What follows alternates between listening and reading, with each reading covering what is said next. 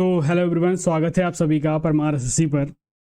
और आज हम लोग क्लास स्टार्ट करेंगे। क्लास नंबर 8 को टॉपिक आप देख पा रहे होंगे, वर्किंग विद इंटरनेट।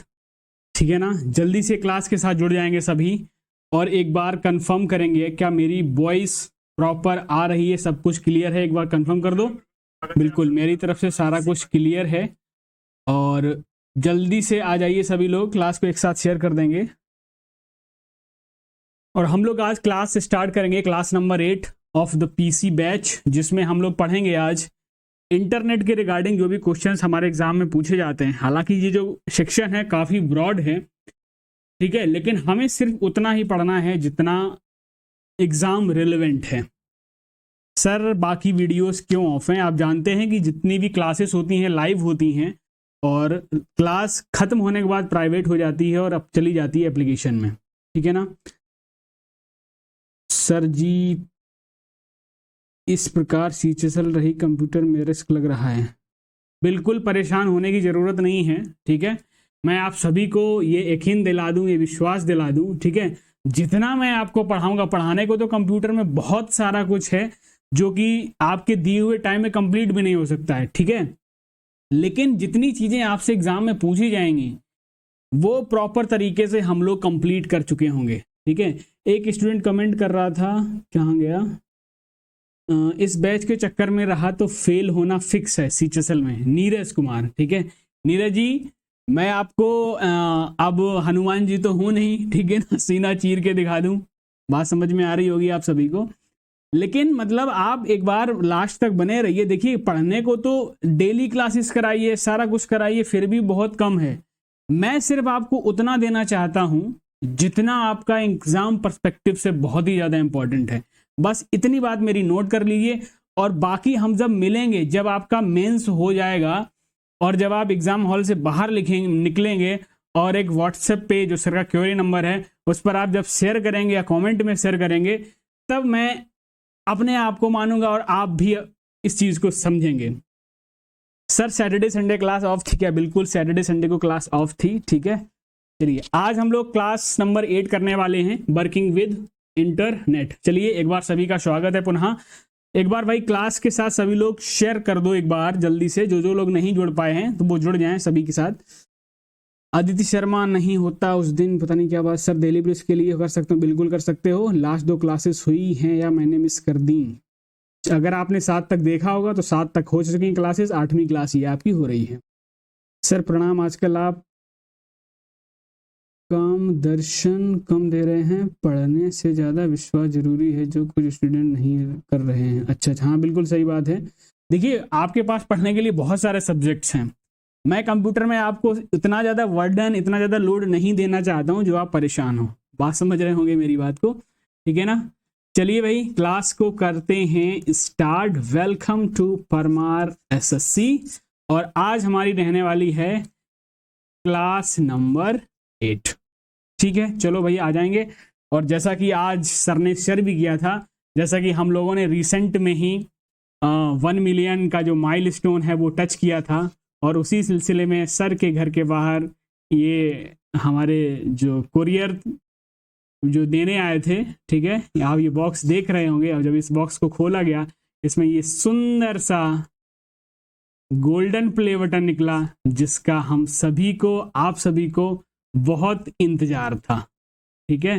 तो इस इंतजार को पूरा कराने के लिए, आपके इस इमेंस सपोर्ट के लिए सभी को एक बार बहुत बहुत थैंक यू, बहुत बहुत धन्यवाद, क्योंकि ये चीजें आपके बिना पॉसिबल हो ही नहीं सकती, ठीक है ना। तो इसका क्रेडिट आपको ही जाता है, आप सभी लोगों को ही जाता है, जिस वजह से आज ये जो परमार एसएससी है 1 मिलियन के माइलस्टोन पर आके आप लोगों ने खड़ा किया है, ठीक है। चलिए भाई, ज्यादा देर ना करते हुए क्लास को करेंगे स्टार्ट। कितने ग्राम का गोल्ड होगा इसमें? ठीक है, गोल्ड वोल्ड कुछ नहीं होता है, ठीक है। जस्ट एक ये सिंबॉलिक रिप्रेजेंटेशन होता है, जो एक अचीवमेंट जो फील होता है, ठीक है ना, वो चाहे सोना हो या चांदी हो या ना हो, वो उसके बराबर ही लगता है, ठीक है। दिल्ली पुलिस कांस्टेबल के लिए जीके एंड जीएस सफिशिएंट है सर आपके चैनल पर? बिल्कुल सफिशिएंट है, ठीक है। जीके का तो कोई तोड़ ही नहीं है, समझ रहे हो भाई। परमार बाबा के आगे, परमार सर के आगे, ठीक है ना, जीएस भी घुटने टेक देती है। चलो भाई, फेस रिवील वरना अनसब्सक्राइब गाइस, राइट और नॉट। भाई फेस रिवील भी होगा, जल्दी होगा। चलो भाई, आ जाते हैं हम लोग अपने टॉपिक पे, वर्किंग विद इंटरनेट।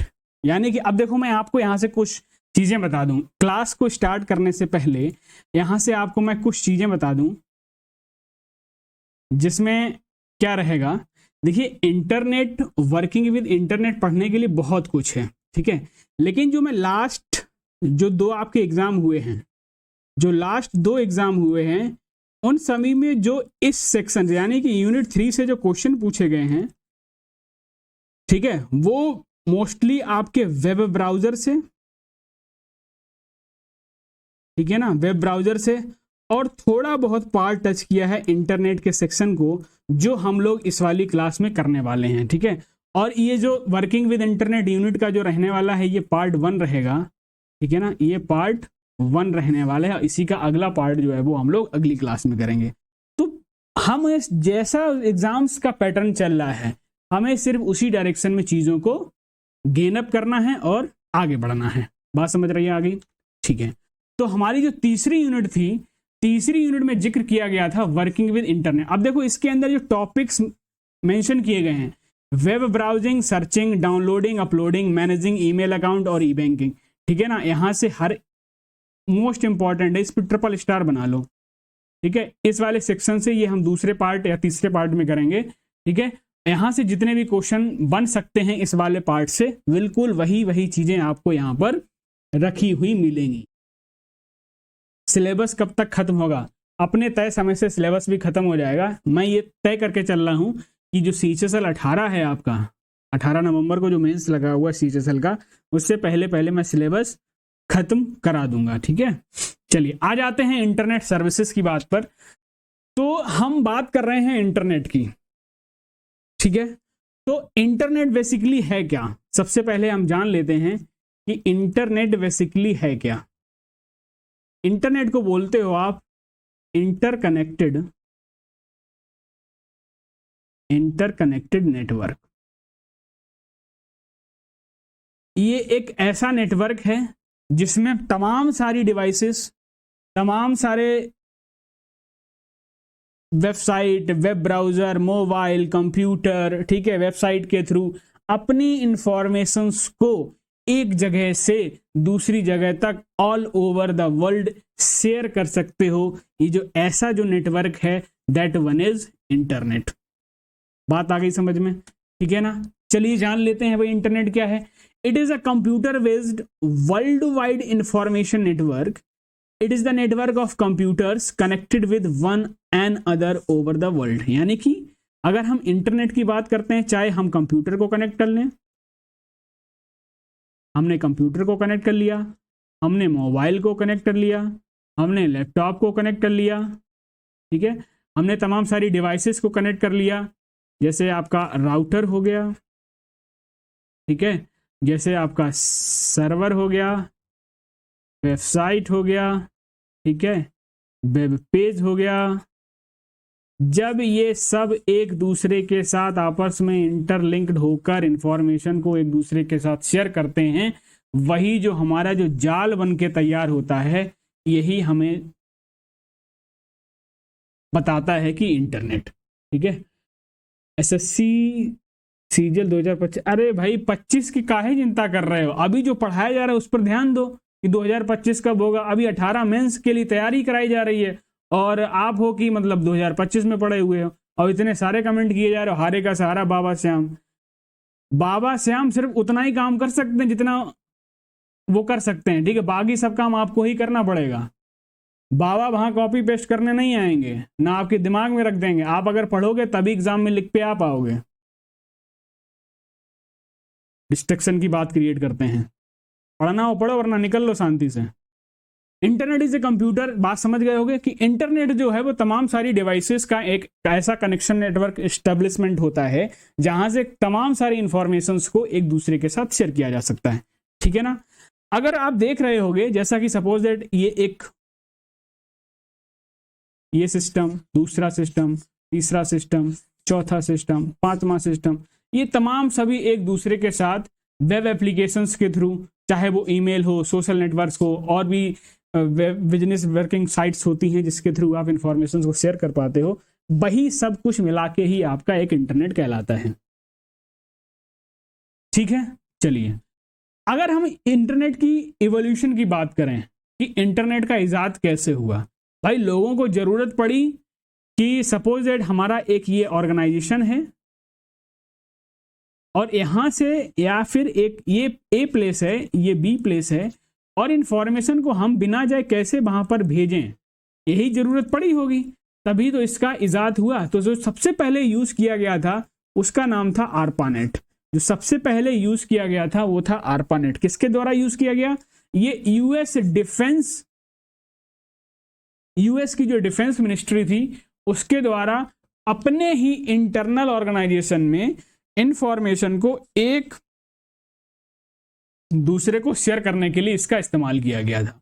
अब आरपानेट की अगर बात करें तो फुल फॉर्म आपसे पूछ लिया जाता है, लिख लेना, advanced research project agency network. ठीक है, याद रखिएगा इसका जो फुल फॉर्म पूछा जाता है advance research project. Anushka Singh ने सही बताया है। ठीक है, बात समझ में आ गई। तो ये 1969 में एज ए इंटरनेट यूज किया गया था, किसको? आरपानेट को। ठीक है, जो कहीं ना कहीं इंटरनेट की तरह ही यूएस डिफेंस मिनिस्ट्री के अंदर काम कर रहा था।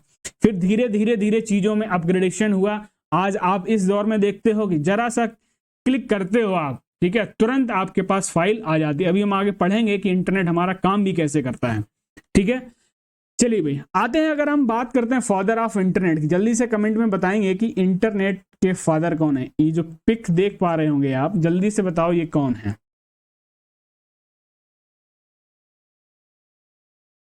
जल्दी से बताओ ये कौन है। फादर ऑफ इंटरनेट की अगर हम बात करें तो फादर ऑफ इंटरनेट किसको जाना जाता है? विंटन ग्रे सर्फ को। ठीक है, कभी कभी ये ग्रे जो नहीं भी मिलता है, ठीक है, विंटन सर्फ नाम मिलता है, तो कंफ्यूज नहीं होना है। तो फादर ऑफ इंटरनेट कहा जाता है विंटन ग्रे सर्फ को। ठीक है, क्योंकि इन्होंने सबसे पहले टीसीपी आईपी, ठीक है ना, टीसीपी आईपी प्रोटोकॉल की मदद से फाइल्स को शेयर किया था। अब टीसीपी आईपी क्या है हम लोग इससे अगली वाली क्लास में जानेंगे, तमाम तरीके के जो प्रोटोकॉल्स यूज होते हैं इंटरनेट में उसके बारे में। अगर इसके फुल फॉर्म की बात करें तो आप लिख लीजिएगा, transmission control protocol, internet protocol. IP का मतलब इंटरनेट प्रोटोकॉल। ठीक है ना, तो इस वजह से फादर ऑफ इंटरनेट का जो टाइटल है वो दिया गया विंटन ग्रे सर्फ को। ठीक है, चलिए भाई अगर मैं दूसरी बात करूं फादर ऑफ वेब की, फादर ऑफ वेब या फिर WWW, ठीक है ना, तो वेब, फादर ऑफ वेब की अगर मैं बात करूं तो ये जाता है टिम वर्नर्स ली को। अगर आपसे पूछ ले WW के फादर कौन है या किसने इन्वेंट किया, तो भी आपका आंसर क्या होगा? टिम वर्नर्स ली। और WW बोले तो वर्ल्ड वाइड वेब। ठीक है ना, अभी हम सारी चीजें आगे धीरे धीरे जानेंगे। ठीक है, अगर मैं बात करूं फादर ऑफ आरपानेट, अगर मैं बात करूं फादर ऑफ आरपानेट, आरपानेट का फुल फॉर्म आपने जान ही लिया होगा। ठीक है, तो फादर ऑफ आरपानेट लिख लेना, लैरी रॉबर्ट। ठीक है ना, लैरी रॉबर्ट ने आरपानेट को सबसे पहले तैयार किया था। ठीक है ना, और इन्हीं ने ही इन्वेंट किया था। ठीक है, इन्हीं ने इन्वेंट किया था टेलनेट। ये एक ऐसी टेक्नोलॉजी है जिसमें अगर आप एक सिस्टम और ये दूसरा सिस्टम, अगर ये टेलनेट के साथ जुड़े हैं बात समझना ध्यान से। टेलनेट क्या है? अगर सिस्टम ए सिस्टम बी टेलनेट से जुड़ा हुआ है और ए में सिस्टम ए के साथ इंटरनेट कनेक्शन है, इंटरनेट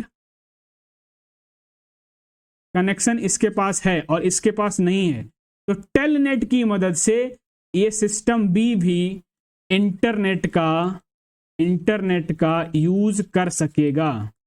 बस आसान भाषा में इतना समझ लीजिए। टेलनेट का यूज क्या है? टेलनेट का यूज वही है अगर कोई दो सिस्टम आपस में इंटरकनेक्टेड हैं टेलनेट के थ्रू, तो अगर ए के पास इंटरनेट कनेक्टिविटी है तो बी भी इंटरनेट कनेक्टिविटी का इस्तेमाल कर सकता है। सही लिख रहे हो, रिमोट एक्सेस। ठीक है, रिमोट एक्सेस भी लिया जा सकता है टेलनेट के थ्रू। बात समझ गए? ठीक है ना। चलिए भाई, अब आ जाते हैं हाउ इंटरनेट वर्क्स। इंटरनेट जो है वो कैसे काम करता है, इसकी आपको बहुत जिज्ञासा होगी कि हम जानना चाहिए कि इंटरनेट जो है किस तरीके से हमें मदद करता है, कैसे काम करता है। इतनी सारी चीजें जो हैं वो आपको समझ में आ गई। सर पीडीएफ हिंदी में मिलती है, बिल्कुल हिंदी इंग्लिश दोनों में ही मिल जाती है, आपको परेशान होने की जरूरत नहीं है। ठीक है, अब देखिए समझते हैं धीरे धीरे से कि इंटरनेट बेसिकली काम कैसे करता है। मैंने आपको अभी बताया था कि इंटरनेट था क्या,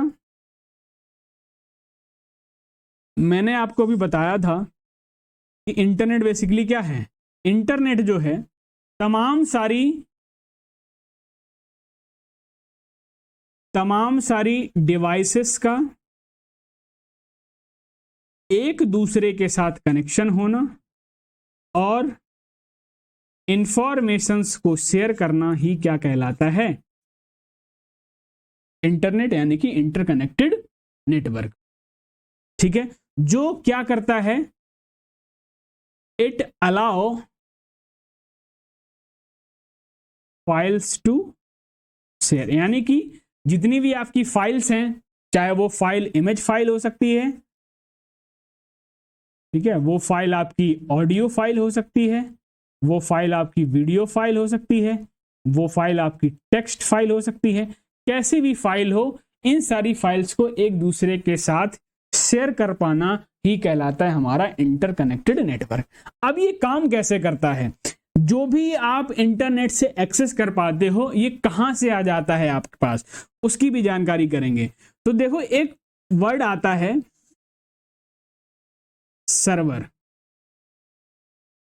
ठीक है, एक नाम आता है सर्वर। अब होता क्या है कि जो भी आप इंटरनेट पर सर्च करते हो वो बेसिकली स्टोर कहां होता है? स्टोरेज प्लेस है एक तरीके से। कौन? सर्वर। आपने कोई फाइल सर्च की, ये कंप्यूटर ए है, और कोई फाइल यहां पे सर्च की, तो वो सर्च कहां पड़ेगा? सर्वर में। अब सर्वर जो है वो कहां रखे हुए होते हैं? सर्वर जो है स्टोरेज प्लेस होता है, और ये सर्वर जो होते हैं ये बड़े बड़े डेटा सेंटर्स पर रखे हुए होते हैं। बात समझ, धीरे धीरे स्टेप बाय समझते चलना। जो भी आप सर्च करते हो वो बेसिकली सर्च कहां से होता है? सर्वर से सर्च होता है। और सर्वर जो है वो क्या है? स्टोरेज प्लेस होते हैं। और ये कहां रखे हुए होते हैं? जो बड़े बड़े डेटा सेंटर्स होते हैं बड़ी बड़ी कंपनीज के, वहां पर इन सारे सर्वर्स को रखा जाता है। और जितना भी डेटा वेबसाइट्स पर अपलोड होता है, ठीक है, वो कहां स्टोर होता जाके है? सर्वर में स्टोर होता है। इतनी बात आ गई समझ में। अब क्या किया कि अगर कंप्यूटर ए ने कोई चीज सर्च की तो वो कहां स्टोर होगा? सर्वर से। तो सर्वर ही से उठ के वो चीज आपके सामने आ जाती है। अब इसके साथ कनेक्शन कैसे होता है? आपको फिर एक वर्ड मिलता है, वेबसाइट। क्या मिलता है? वेबसाइट मिलता है। वेबसाइट का भी अपना एक आईपी एड्रेस होता है। क्या? वेबसाइट का भी अपना एक आईपी एड्रेस होता है। उसी आईपी एड्रेस की मदद से आप सपोज दैट, जैसे आपका कोई गांव में कोई चिट्ठी भेजनी होती है, ठीक है, कहीं पर कोई चिट्ठी भेजनी, तो उसका भी तो एक पता होता है, ठीक है। तो उसी तरीके से पर्टिकुलर वेबसाइट का भी, या हर एक डिवाइस का, मैं बेसिकली कहूं जितनी भी इंटरनेट पर डिवाइसेस हैं उन सभी का क्या होता है? एक आईपी एड्रेस होता है, एक जिसकी मदद से ये पता चल सके कि पर्टिकुलर फाइल जो है वो कहाँ भेजनी है और किसमें गई है। ये चीजें सारी पता होती रहती हैं। बात समझ गए हो? बात समझ में आ रही कि नहीं आ रही? ठीक है। और जो भी डेली बेसिस पर डेटा जो अपलोड होता है वेबसाइट्स में, वो कहां स्टोर होता जाते हैं? उसके सर्वर में स्टोर होता है। इतनी बात समझ गए? अब ये डेटा जो है वो ट्रेवल किस मदद से होता है? अगर जो डेटा जो है वो आपने पट से क्लिक किया और आपके पास आ गया, तो एक वर्ड आता है ऑप्टिकल फाइबर। एक वर्ड आता है ऑप्टिकल फाइबर। तो ऑप्टिकल फाइबर जो है एक ट्रांसमिशन मीडियम है इंफॉर्मेशंस को ट्रेवल कराने का। अब देखो, बड़े बड़े डेटा सेंटर्स की बात की थी। अब जैसे मान लो आपका एक गूगल हो गया, ठीक है, गूगल का अपना खुद का डेटा सेंटर है। अब ये सारी यूएसए बेस्ड कंपनीज हैं, अमेरिकन बेस्ड कंपनीज हैं।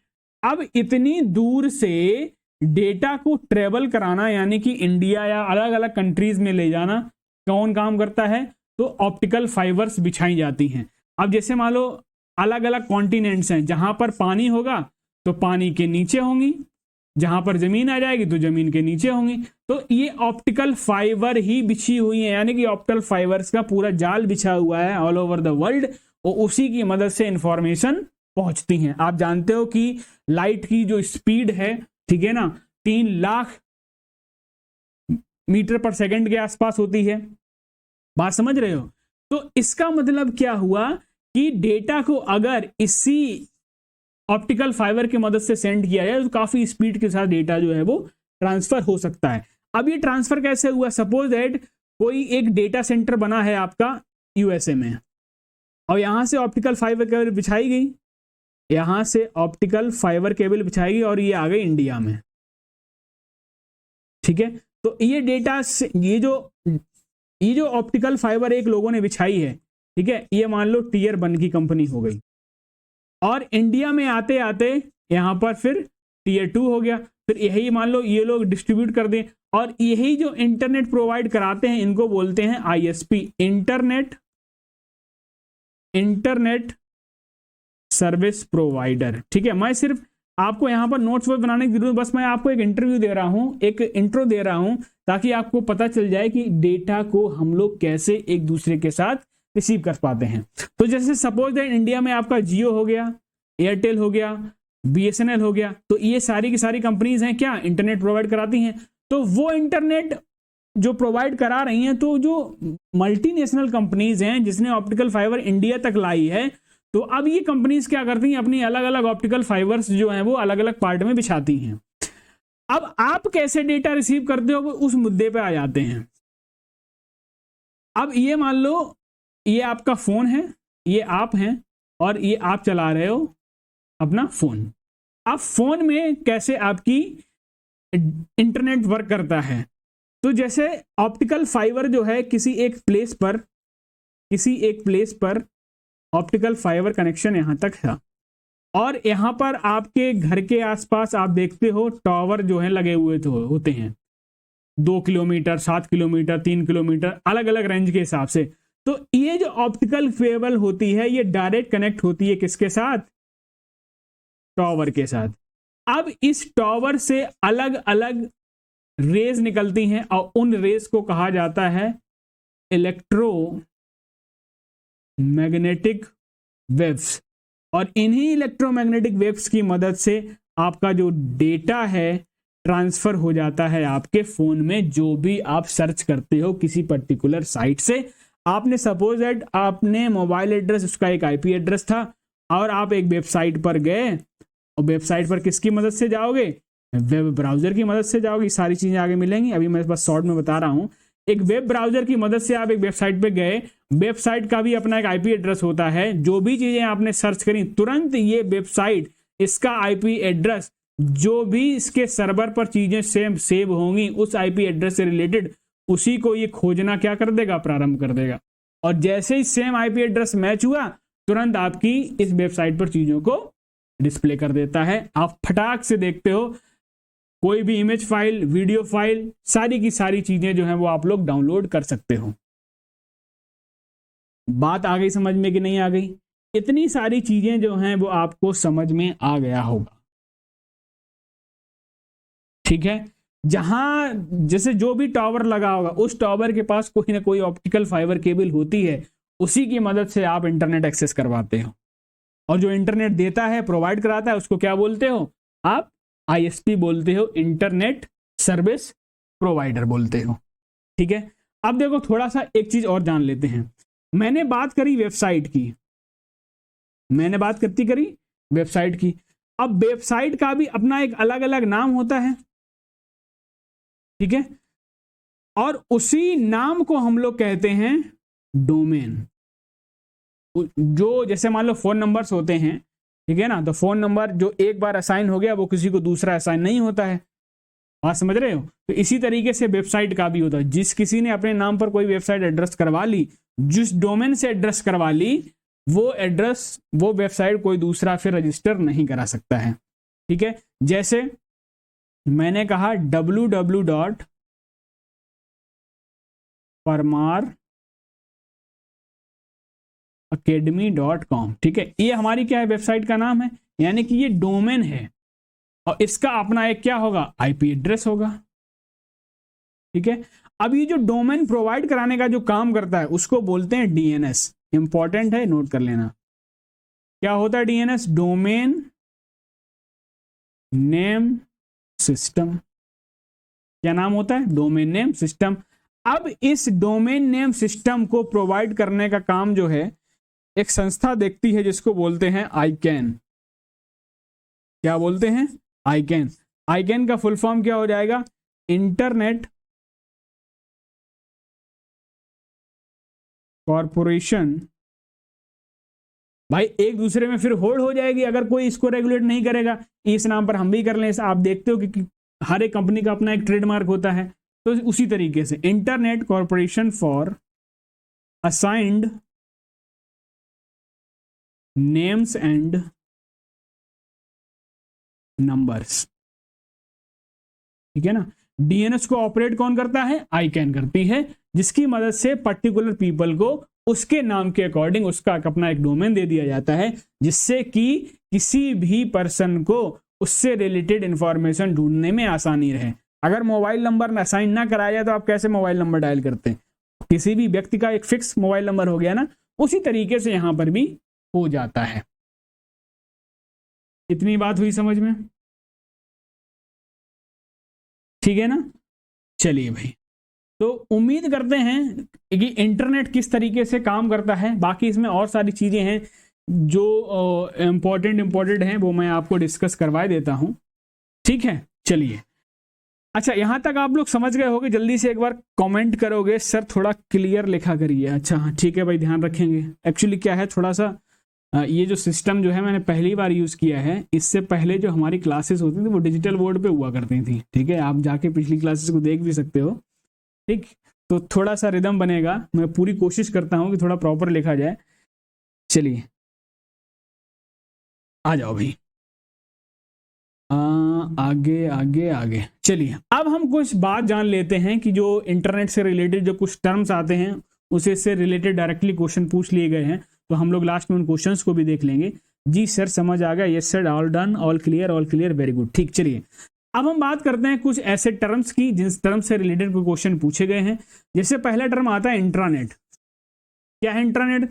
The network of systems within an organisation. बस इतने याद रखिए, एक ऐसा नेटवर्क सिस्टम का जो किसी पर्टिकुलर ऑर्गेनाइजेशन में ही काम करे, किसी पर्टिकुलर ऑर्गेनाइजेशन में ही काम करे, वो आपका क्या कहलाएगा? इंट्रानेट।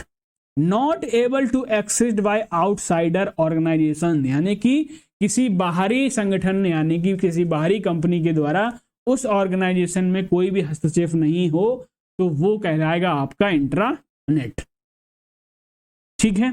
सर क्लासेस बता दीजिए कौन कौन से दिन होती हैं। देखिए बेसिकली वैसे क्लासेस तो होती हैं ट्यूसडे को और थर्सडे को और सैटरडे को, ठीक है। अगर किसी कारण बस कोई क्लास इधर उधर करनी पड़ती तो आपको पहले से बता दिया जाता है। टेलीग्राम ज्वाइन कर लीजिए, टेलीग्राम पर मैसेज भी डाल दिया जाता है कि किस दिन क्लास होगी किस दिन नहीं होगी। तो थोड़ा सा वैसे क्लासेस इन 3 दिन रहती है, लेकिन हो सकता है कि अब हम लोग जल्दी जल्दी क्लासेस को करेंगे ताकि हमारा जो सिलेबस है अच्छे से कंप्लीट हो जाए टाइम से।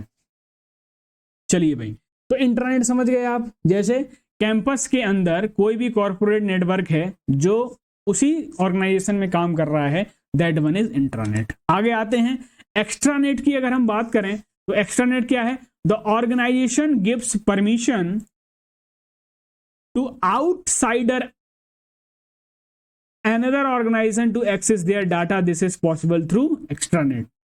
बात समझ रहे हो? यानी कि कोई एक ऑर्गेनाइजेशन है, बाहर का भी व्यक्ति यहां की इंफॉर्मेशन को एक्सेस कर पाए, दैट वन इज एक्स्ट्रानेट। अपने नाम से क्लियर है। प्रोटोकॉल, यहां से क्वेश्चन पूछा गया है, ठीक है ना, सीजीएल मेंस में। अब मुझे ध्यान नहीं है कि सीएचएसएल में पूछा गया या सीजीएल में पूछा गया, लेकिन एक एग्जाम में पूछा गया है, यही पूछ लिया गया है, the dash is a set of governing rules और नेटवर्क आर कॉल्ड। बस आपको सिर्फ उसमें प्रोटोकॉल भरना था। तो प्रोटोकॉल बेसिकली क्या है? एक ऐसे नियम, सेट ऑफ इंस्ट्रक्शंस होते हैं जिस पर नेटवर्क पर फाइल्स को कैसे आदान प्रदान किया जाए उसके भी नियम बनाए गए हैं। उन सारे के सारे रूल्स को भी बोला गया है क्या? प्रोटोकॉल। आप आने वाले क्लासेस में, जो अगली क्लास होगी उसमें इससे रिलेटेड जितने भी प्रोटोकॉल हैं, ठीक है ना, वहां पर हम लोग उसको बारे में भी डिस्कस करेंगे। तो जो set of governing rules on network are called protocols, या दूसरे तरीके से ऐसे भी पूछ सकता है, the set of instructions on network to share files properly. किसी भी तरह का कोई भी इशू ना हो, सारी चीजें प्रॉपर एक आईपी एड्रेस से दूसरे आईपी एड्रेस तक पहुंचे। मतलब जिसने जिस इंफॉर्मेशन की इच्छा रखी है उसके पास वही पहुंचे। ऐसा ना हो कि ये ने मांगा कि हमें सॉन्ग देखना है, कोई भी रिलेटेड सॉन्ग, कोई भक्ति सॉन्ग देखना है, ठीक है, और उसके पास आ गया कोई भी न्यू रैप सॉन्ग आ गया, तो उस पर्सन ने मांगा था कुछ, दिया कुछ। तो इन सारी चीजों को ऑपरेट कर सके सही से, वो होता है आपका प्रोटोकॉल, ठीक है। अब देखिए, मैंने स्टार्टिंग में आपको एक टेलनेट बताया था, फिर से आ गया। It is a protocol that allows the system to connect remote computer for accessing data and internet. बस ये वर्ड याद रखिएगा, रिमोट, ठीक है। एक ऐसा प्रोटोकॉल, एक ऐसी टेक्नोलॉजी, एक ऐसा रूल जो किसी भी दो कनेक्टेड सिस्टम को अलाउ करता है एक दूसरे के डेटा को एक्सेस करने के लिए थ्रू इंटरनेट। अब कैसे समझ सकते हो? अगर मान लो A and B systems having telnet protocol, अगर किसी के पास दो सिस्टम्स के पास टेलनेट प्रोटोकॉल है, तो only A is having internet facility, then through telnet B can also use internet. मैंने आपको बताया भी था स्टार्टिंग में, अगर कोई दो लोग हैं, अगर टेलनेट से जुड़े हैं, तो अगर ए के पास इंटरनेट फैसिलिटी है, इसके पास नहीं है, तो ये भी इंटरनेट फैसिलिटी का मजा ले सकता है। तो आपसे टेलनेट के थ्रू भी ऐसा क्वेश्चन पूछा जा सकता है। Sir, software lecture notes is blurry ने, प्लीज अपलोड बेटर क्वालिटी। बिल्कुल देख लिया जाएगा भाई इस चीज को भी।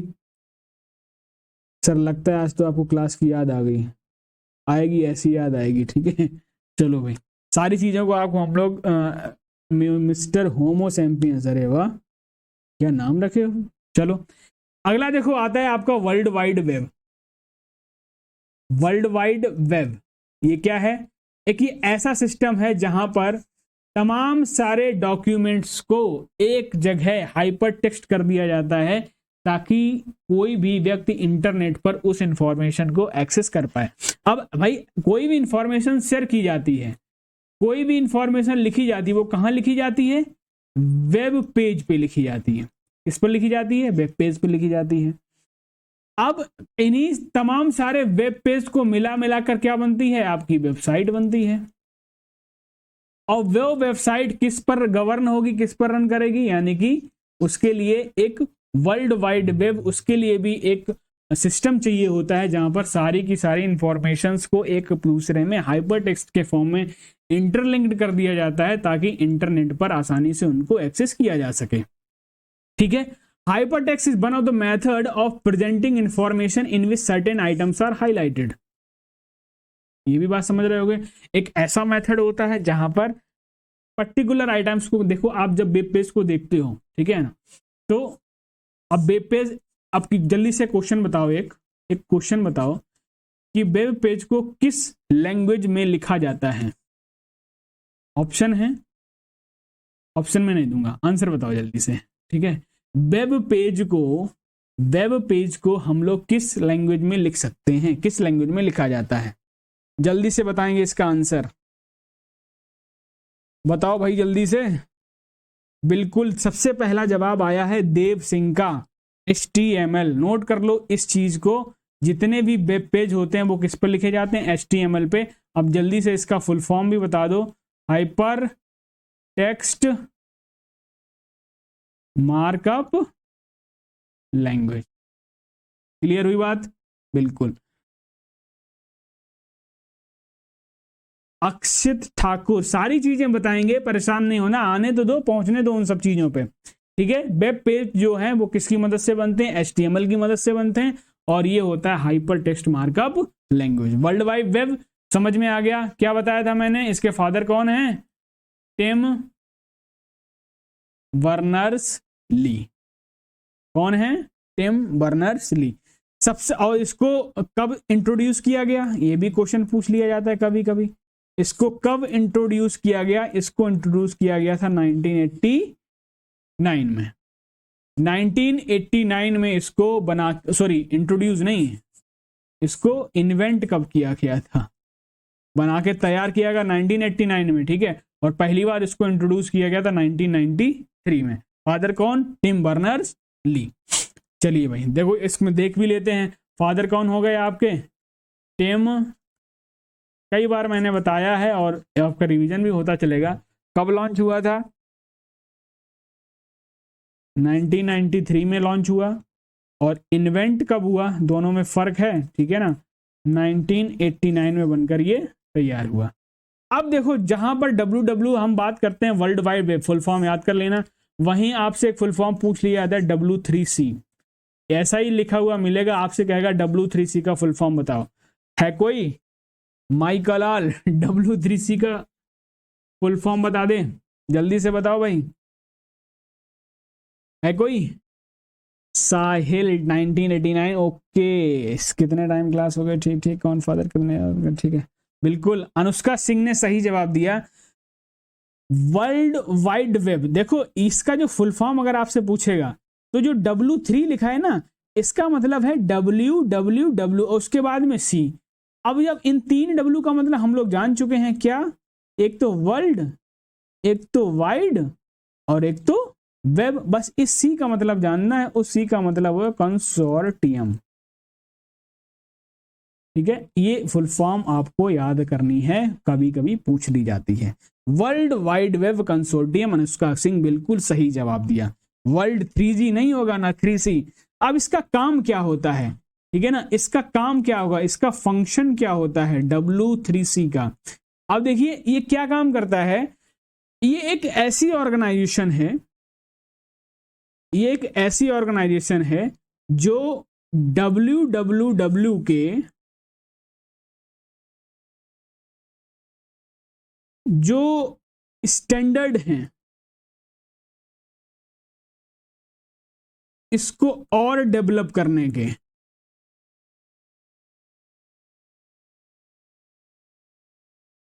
यानी कि गाइडलाइन जो जारी करता है, वर्ल्ड वाइड वेब को प्रॉपर तरीके से समझिए, वर्ल्ड वाइड वेब को प्रॉपर तरीके से उसको डेवलप करने के लिए जो भी स्टैंडर्ड हैं उसके, जो भी उसकी गाइडलाइंस हैं, जो सभी को गाइड करता है इन सब चीजों के लिए, वो आपकी ऑर्गेनाइजेशन है W3C। बात आ गई समझ में? W3C जो है, जो वर्ल्ड वाइड वेब है आपका, उसको और कैसे डेवलप किया जाए, उसके स्टैंडर्ड को कैसे मेंटेन किया जाए, उसकी और क्या क्या गाइडलाइंस होती हैं जिससे कि प्रॉपर तरीके से एक वेब बेस्ड प्लेटफॉर्म जो है वो बना रहे, उसको मैनेज करने का काम करती है W3C। चलो भाई अब आ जाते हैं, there are some of the major software components. To required access the internet. अब जब आपको इंटरनेट की एक्सेस चाहिए होगी तो आपको कौन कौन सी चीजें जरूरत पड़ेंगी? सबसे पहला सॉफ्टवेयर। बिना सॉफ्टवेयर के आप जब सिस्टम नहीं रन करेगा, एक ऑपरेटिंग सिस्टम की जरूरत पड़ेगी। बात समझ में आ रही? For the internet access the is the operating system and operating system must be install properly on your system. बिल्कुल सही बात है। अब देखो, इंटरनेट को आप तभी एक्सेस कर पाओगे जब आपके पास क्या होगा? इंटरनेट ब्राउजर होगा। बहुत इंपॉर्टेंट है और इसी पर हमारी जो है वो अगली क्लास होने वाली है। Browser is a software that allows the user to access and read information on the world wide web. World wide web होगा, ठीक है ना। फिर आपका वेब ब्राउजर होगा और इसी वेब ब्राउजर में जब आप एंट्री करोगे तो आप वेबसाइट www यानी कि वर्ल्ड वाइड वेब के थ्रू एंटर कर जाओगे और तमाम सारी वेबसाइट्स को आप देख पाओगे, ठीक है ना। तो इंटरनेट ब्राउजर यानी कि एक ऐसा सॉफ्टवेयर जो किसी भी यूजर को यानी कि www वर्ल्ड वाइड वेब पर इंफॉर्मेशन को रीड करने का काम कौन करवाता है? यानी कि अगर आपको इंटरनेट चलाना है तो इंटरनेट ब्राउजर आपको चाहिए ही चाहिए। फॉर एग्जाम्पल, जैसे आप गूगल का जो क्रोम है, अगर सिर्फ गूगल की बात करो तो ये क्या है? ये तो सर्च इंजन है। गूगल एक तरीके से क्या है? सर्च इंजन है। लेकिन क्रोम जो है गूगल का ही है और ये आपका क्या है? ब्राउजर है, वेब ब्राउजर है। क्रोम हो गया आपका, ठीक है ना। मोजिला हो गया, ब्रेव हो गया, ठीक है, सफारी हो गया, यूसी ब्राउजर हो गया, ओपेरा हो गया। ये तमाम सारे ब्राउजर हैं जो आपको जानने चाहिए। तीसरा आपका फायरवॉल। जब आप इंटरनेट पर एक्सेस करते हो और इसकी जो हम लोग क्लास डिटेल में करेंगे, वो हम लोग जो चौथी यूनिट है जिसमें हम लोग हैकिंग, साइबर सिक्योरिटी, जो भी चीजें होंगी उसमें हम लोग इसके बारे में डिटेल से पढ़ेंगे। फिलहाल यहाँ पर देख लेते हैं थोड़ा सा रिकैप कि जब भी हम इंटरनेट एक्सेस करते हैं तो इसको देखो, तमाम तरीके के लोग जो हैं वो अटैक करने के लिए बैठे रहते हैं। तमाम तरीके कैसे अटैक? साइबर अटैक के लिए बैठे रहते हैं। हो सकता है आपकी इंफॉर्मेशन को चुरा लें, हो सकता है आपके सिस्टम में कोई वायरस वगैरह डाल लें जिससे आपके सिस्टम में इंफॉर्मेशन को सब कुछ डिस्ट्रॉय कर दें। हो सकता है बैकएंड में बैठकर आपकी इंफॉर्मेशन को देखता रहे, जिसमें आप अपनी बैंक डिटेल्स भी यूज करते हो, पर्सनल इंफॉर्मेशन भी यूज करते हो, उन्हीं का यूज करके आपके अकाउंट वगैरह को खाली कर दे, ठीक है। अभी आप देख रहे हो साइबर अरेस्ट नाम से एक वर्ड चल रहा है, ठीक है। तो इन सभी चीजों से बचने के लिए हम अपने सिस्टम में लगाते हैं फायरवॉल। ये क्या है? एक ये ऐसा सिस्टम है सिक्योरिटी का जिसमें आप हैकिंग, ट्रोजन, हॉर्स, वायरस, तमाम सारी चीजों पे अपने कंप्यूटर को बचा सकते हो, सिक्योर रख सकते हो। That one is firewall. TCP IP protocol, बिना इसके इंटरनेट पर आप कोई भी फाइल शेयर ही नहीं कर सकते हैं, ठीक है। इसका नाम ही है, इसका नाम क्या है? Transmission control protocol, internet protocol, ठीक है ना। यानी कि इंफॉर्मेशंस को, फाइल्स को कैसे शेयर किया जाए, कैसे ट्रांसमिट किया जाए, उसको कंट्रोल करने के लिए प्रोटोकॉल बना है। और इसी प्रोटोकॉल के माध्यम से सबसे पहले विंटन सर्फ ने इसी टीसीपी आईपी प्रोटोकॉल का यूज करते हुए फाइल्स को शेयर किया था। बात आ गई समझ में? तो this is a group of protocols that define the internet communication method used by it. In order to be compatible to the internet, the computer must have TCP/IP compatible software. The major advantage of internet मतलब कुल मिला के जो इसकी जो summary है वो क्या है? ये फाइल्स को ट्रांसफर कैसे किया जाए उनको कंट्रोल करता है।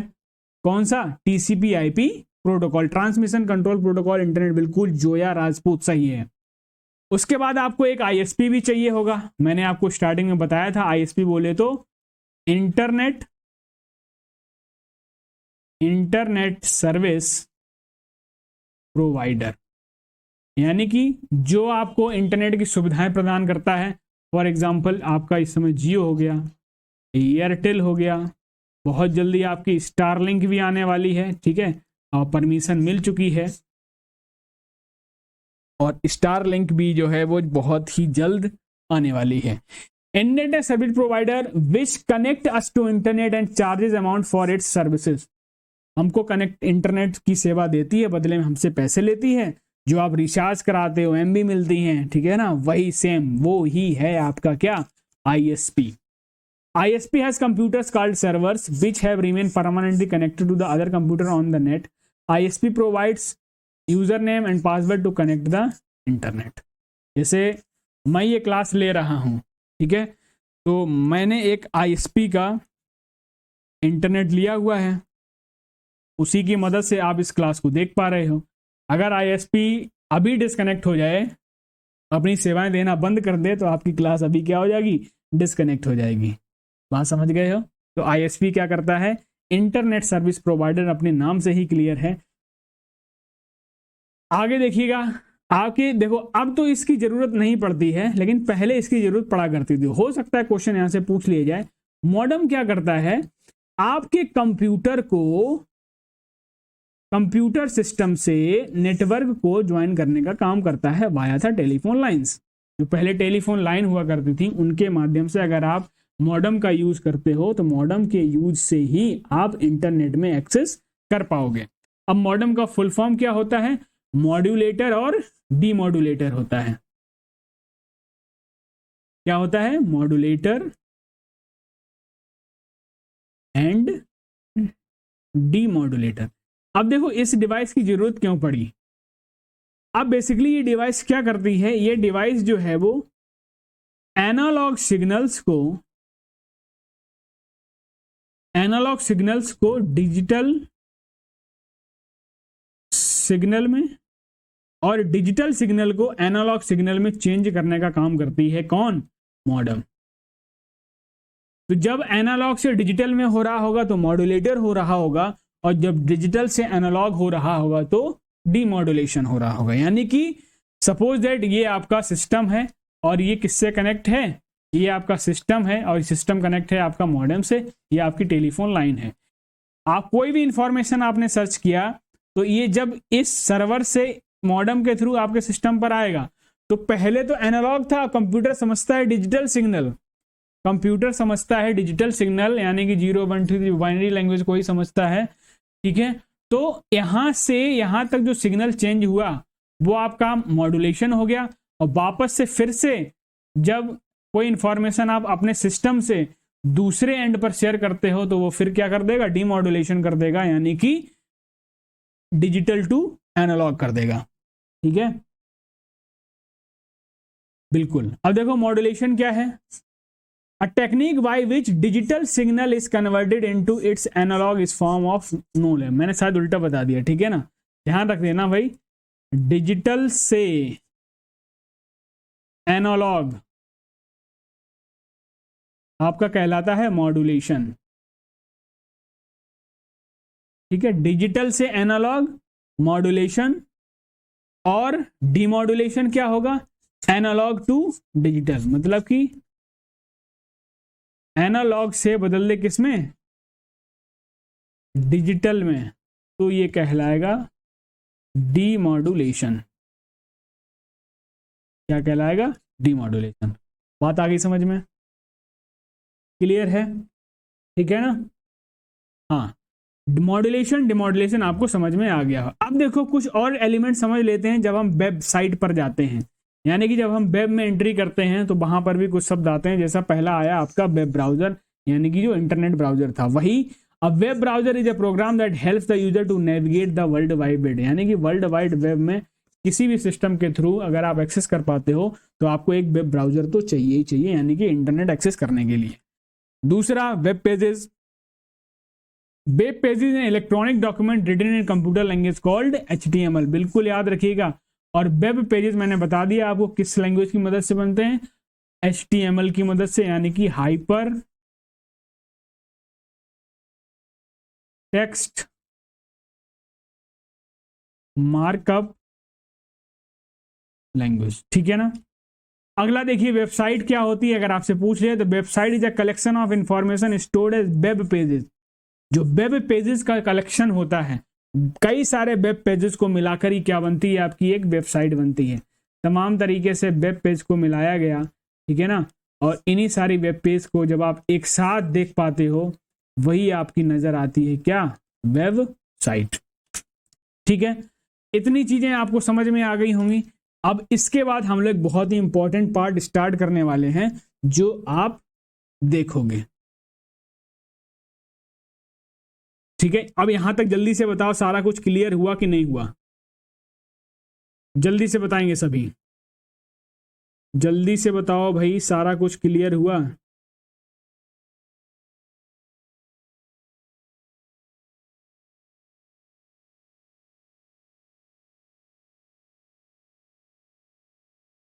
कमेंट में एक लोग पूछ रहे हैं कि HTML को किसने, भाई HTML वही है सेम, टिम वर्नर्स ली, ये भी याद रख लो। टिम वर्नर्स ली ने ही HTML तैयार किया, क्योंकि HTML किससे तैयार हुआ, एक वेब पेज से।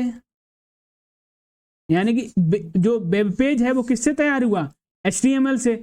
और इन्हीं तमाम सारे वेब पेज से मिलकर क्या बना, वेबसाइट बनी। और ये वेबसाइट हम कहां पर देख पाते हैं, वर्ल्ड वाइड वेब में, ठीक है ना। वर्ल्ड वाइड वेब में ही आप किसी भी वेबसाइट को देखते हो, तो बेसिकली चाहे HTML पूछे चाहे www पूछे, आंसर क्या आएगा, टिम बर्नर्स ली ही आ जाएगा। ठीक है, HTML का इन्वेंशन किसने किया, Anushka Singh, Tim Berners Lee ने ही किया है। ठीक है, याद रखिएगा।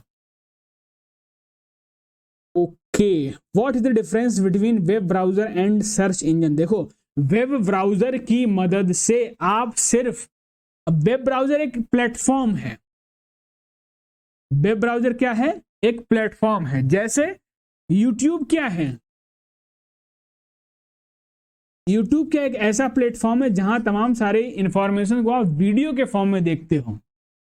बात समझ में आ रही? उसी तरीके से वेब ब्राउजर जो एक ऐसा प्लेटफॉर्म है जिसकी मदद से आप इंटरनेट को एक्सेस कर पाते हो। लेकिन सर्च इंजन एक ऐसा प्लेटफॉर्म है, एक ऐसा प्लेस है जहां पर तमाम सारी इंफॉर्मेशंस जो हैं एक सर्च इंजन के थ्रू होकर आपको सर्च करवाने में हेल्प करते हैं, जो भी आप सर्च करना चाह रहे होते किसी भी पर्टिकुलर सर्वर पर।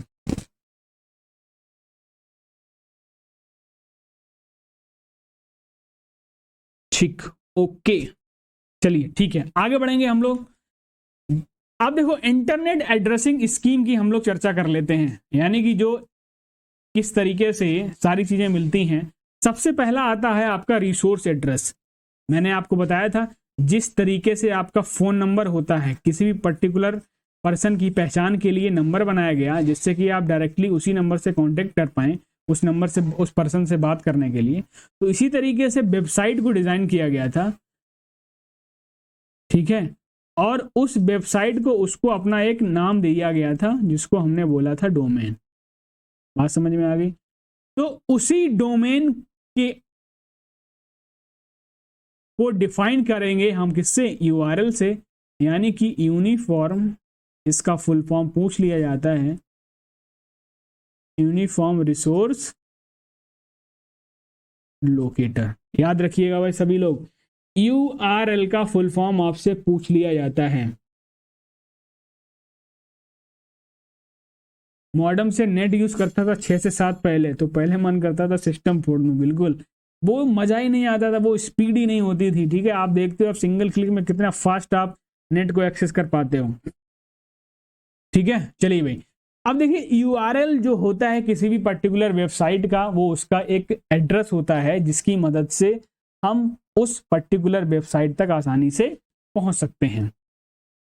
अब URL यानी कि यूनिफॉर्म रिसोर्स लोकेटर क्या है, ये एक एड्रेस है on the internet for the billions of documents, multimedia files that can be accessed on the internet through URLs। यानी कि एक वेबसाइट पर कोई भी इंफॉर्मेशन पड़ी होगी और उसी वेबसाइट का ही क्या होगा, URL होगा, जिसकी मदद से आप किसी भी वेब ब्राउजर की मदद से उस सर्चेबल इंफॉर्मेशन को आप आसानी से सर्च कर सकते हो। अब देखिए URL में क्या क्या होता है, the internet name of the site containing the resource, the type of service the resource served by, यानी कि किस तरीके की सर्विस है HTTP यूज कर रहा है या FTP यूज कर रहा है या HTTPS यूज कर रहा है, बात समझ रहे हो।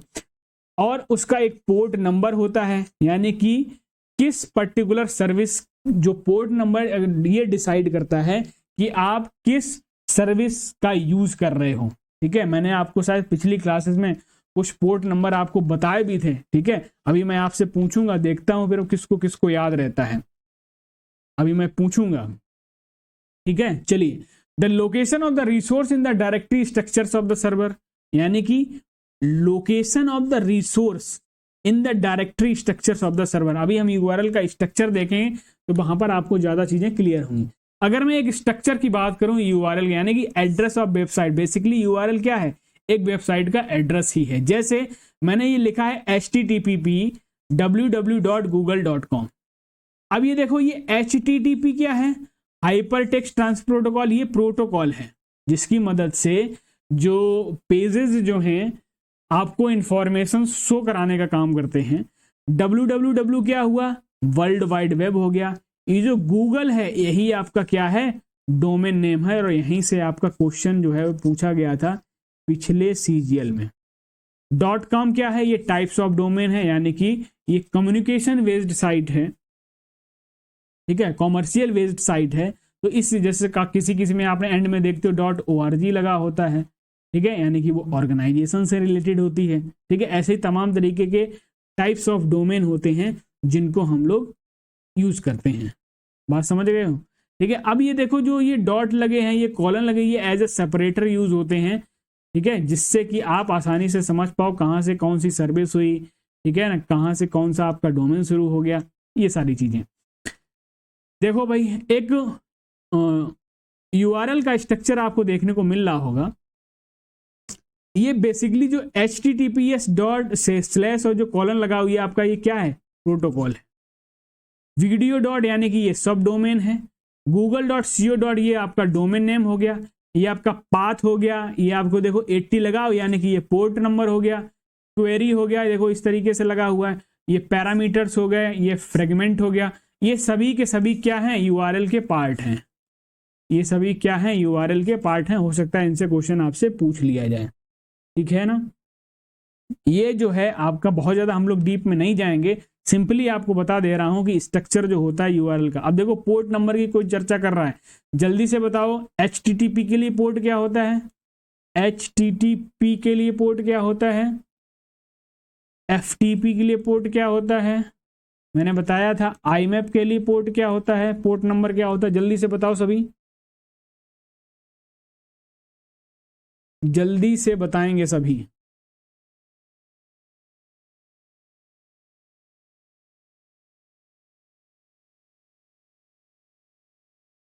यूआरएल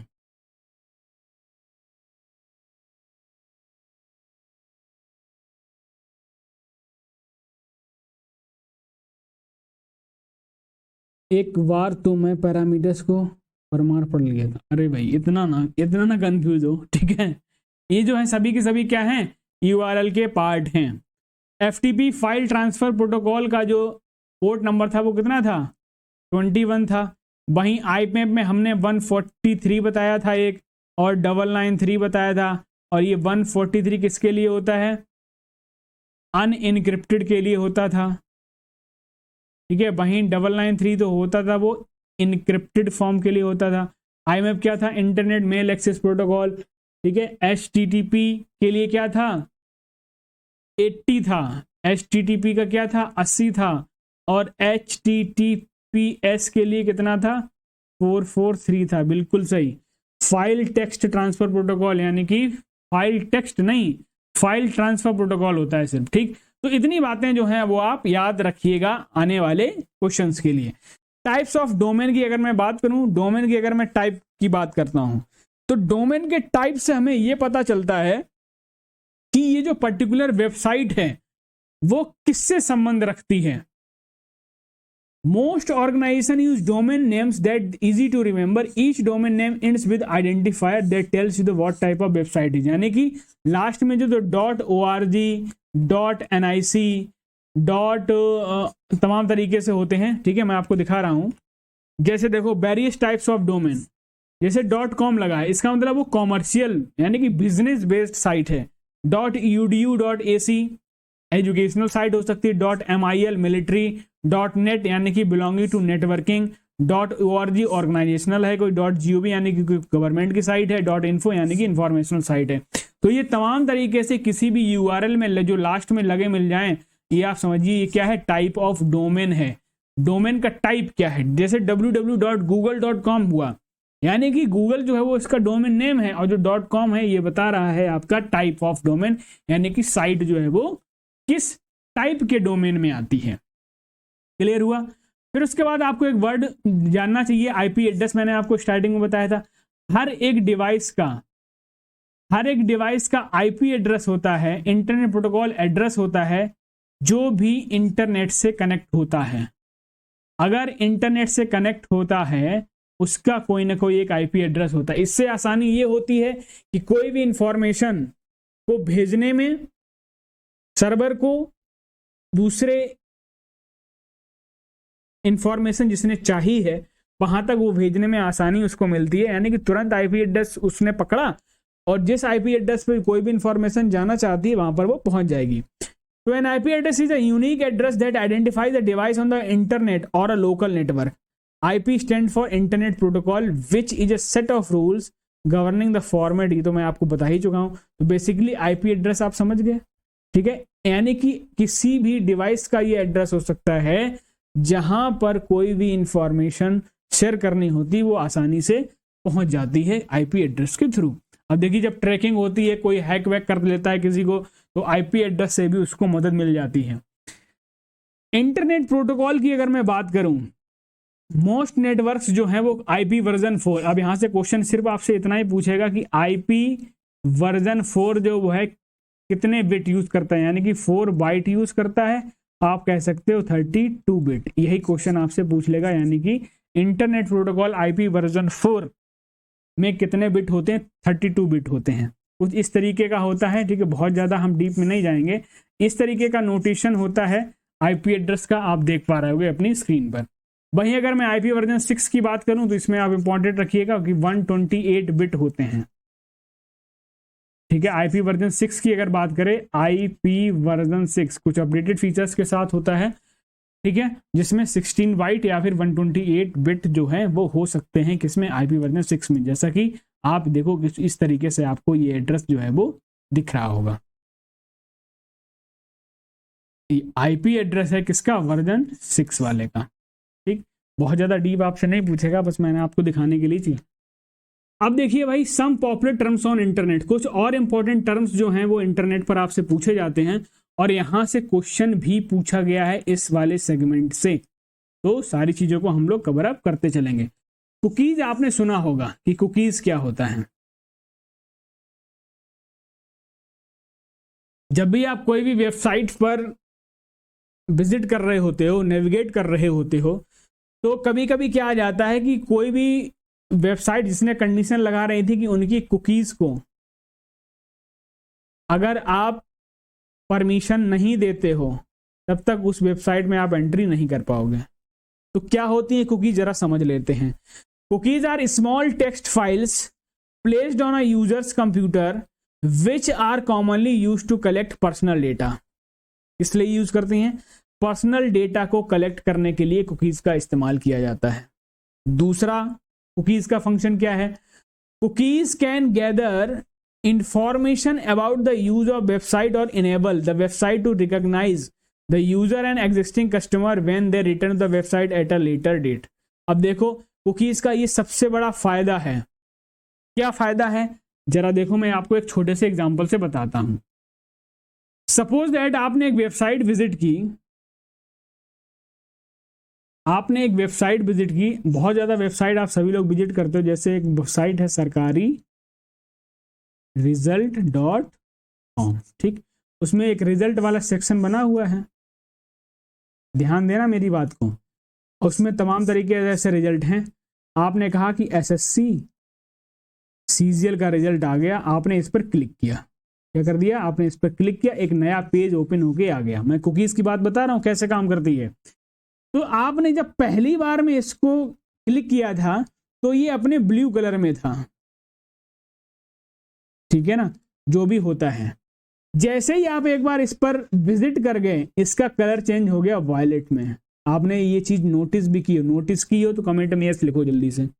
नोटिस अगर की है तो कमेंट में जल्दी से यस लिखो फटाक से, ठीक है। अब देखो वो लिंक वायलेट हो गई, इसका मतलब कुकीज ने हेल्प करी कि अगर जब भी, अब जैसे मान लो आप बार बार जाओगे तो उस टाइप की इंफॉर्मेशन को आप तक पहुंचाने के लिए जो भी वेब ब्राउजर है उसके अंदर कुकीज जो हैं वो उस इंफॉर्मेशन को सेव कर लेती हैं, ताकि आप जब बार बार उस साइट पर विजिट करो तो उसको उतना ज्यादा टाइम ना लगे, वो इंफॉर्मेशन पहले से स्टोर है। फटाक से आपको जिस तरीके से कैसे काम करता था मेमोरी को शॉर्ट टाइम में एक्सेस कराने के लिए, उसी तरीके से वेब ब्राउजर में कुकीज काम करता है। बात आई समझ में, ठीक है ना, बिस्कुट नहीं समझ लेना, ठीक है। उसी तरीके से कुकीज भी काम करते हैं। अब कुछ कुकीज अच्छी भी हैं, कुछ कुकीज खराब भी हैं, जरा देख लेते हैं डिफरेंट टाइप्स के कुकीज। और यहां पर आपसे प्रीवियस ईयर क्वेश्चन में जो सीजीएल के एग्जाम्स हुए उनमें इससे 2 से 3 क्वेश्चन मिले हैं पिछले 4 सेट में, 2 एसएससी सीजीएल के, 2 सीएचएसएल के, लगभग से 3 से क्वेश्चन, हर एक शिफ्ट में एक क्वेश्चन पूछा गया है कुकीज से। तो ध्यान से जरा इसको पढ़ लेना है।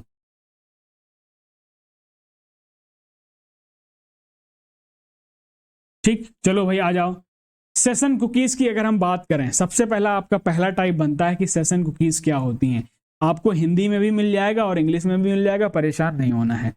Session cookies are also known as temporary cookies. पहला क्वेश्चन यहां से क्लियर करो कि सेशन कुकीज को हम लोग टेम्परेरी कुकीज भी बोलते हैं। Helps website to recognise users and the information provided when they navigate through a website. Session cookies का मतलब क्या हुआ, जब किसी भी आप पर्टिकुलर वेबसाइट पर नेविगेट कर रहे थे, यानी कि आप उस पर सर्फिंग कर रहे थे, उसमें कुछ भी सर्च कर रहे थे इंफॉर्मेशंस को, तो ये कुकीज क्या करती है, ये वेबसाइट को हेल्प करती है कि किस यूजर ने कौन सी इंफॉर्मेशन ढूंढी। यानी कि उस वेबसाइट में जब कोई भी कुकीज, सेशन कुकीज जब आपकी होगी तो आपको ये यूजर को रिकॉग्नाइज करने में हेल्प करती है कि किसने उस वेबसाइट को यूज किया, नेविगेट किया, सर्फिंग की। Session cookies only retain information about a user's activities for as long as they are on the website. Session cookies क्या करती हैं, वो कितनी देर तक उस वेबसाइट पर रहा और उसने क्या क्या एक्टिविटी की, इंफॉर्मेशन अबाउट यूजर एक्टिविटी, क्या सर्च किया, क्या प्ले किया, क्या डाउनलोड किया, तमाम सारी चीजें। Once the web browser is closed the cookies are deleted. Session cookies की बात कर रहा हूं, अगर आपका वेब ब्राउजर आपने क्लोज कर दिया तो सेशन क्या होगा, कैंसिल हो गया, तो वो कुकीज भी क्या होती हैं, डिस्ट्रॉय हो जाती हैं।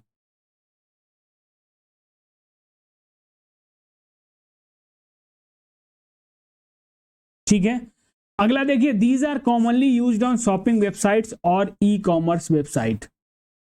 These are commonly used on shopping website और ई कॉमर्स जो वेबसाइट होती है वहां पर सेशन कुकीज का इस्तेमाल किया जाता है। ठीक है, हिंदी वाले देख लेंगे, स्क्रीनशॉट ले लेंगे, बाकी ये जो पीडीएफ है वो आपको एप्लीकेशन में मिल जाएगी। दूसरा आपका आता है परमानेंट कुकीज। दूसरा जो है वो आपका आता है permanent cookies. Permanent cookies are also known as persistent cookies. दूसरा नाम यहां पर इसको क्लियर करिएगा। Remain in operation even after the web browser has closed. यानी कि वेब ब्राउजर के बंद होने के बाद भी ये कुकीज जो हैं वो अपना काम करती रहती। फॉर एग्जाम्पल, जैसे आपने क्या किया, आप किसी वेबसाइट पर गए थे और आपने अपनी लॉगिन डिटेल्स और पासवर्ड को यूज किया। ठीक है, अब कभी कभी क्या होता है, आपने देखा होगा कि जब आप फिर से उस साइट पर जाते हो तो आपको दोबारा डिटेल्स और पासवर्ड डालने की जरूरत नहीं पड़ती है, ऑटोमेटिकली वो आपको वहां पर पहुंचा देता है। तो ये काम किसने किया, ये काम किया आपका परमानेंट कुकीज ने। The law state that permanent cookie must be deleted after 12 month. ठीक है, 12 महीने के बाद आपका जो है परमानेंट कुकीज जो है वो डिलीट हो जानी चाहिए। ये पर्टिकुलर वेबसाइट के लिए निर्देश हैं, ठीक है, याद रखिएगा। तो परमानेंट कुकीज आपकी क्या हो गई, अगर आपको सपोज आपने यही एग्जांपल उसने दे दिया और पूछा कि कौन सी कुकीज का इस्तेमाल किया होगा, तो आपका आंसर क्या होगा, परमानेंट कुकीज होगा। हिंदी वाले देख लेंगे। अगला देखिए, फर्स्ट पार्टी कुकीज क्या होता है? First party cookies are installed directly by the website, यानी कि वेबसाइट के थ्रू ही इंस्टॉल की जाती है, that is domain the user is visiting, that is the URL shown in the browser's address bar. These cookies enable website owners to collect analytics data, remember language setting and perform all other functions that provide a good user experience. यानी कि ये website के लिए होती first party cookies जो है वो अपनी वेबसाइट को कितने अच्छे से रिप्रेजेंट कर रहा है, कैसी कैसी उसने सेटिंग्स लगा रखी है, कौन कौन से फंक्शंस परफॉर्म कर सकता है, ठीक है ना, उस पर्टिकुलर वेबसाइट के थ्रू। तो उन कुकीज का यूज किया जाता है फर्स्ट पार्टी कुकीज का, ठीक है। देखिए भाई अगला देखेंगे, चौथा पार्ट आता है थर्ड पार्टी कुकी, इंपॉर्टेंट है। Third party cookies are installed by the third parties with the aim of collecting certain information from web users to carry out research into, for example, behavior, demographic, spending habits. क्या करता है, जैसे suppose that आपने कोई भी website को search किया और आप मोस्टली टाइम उस पर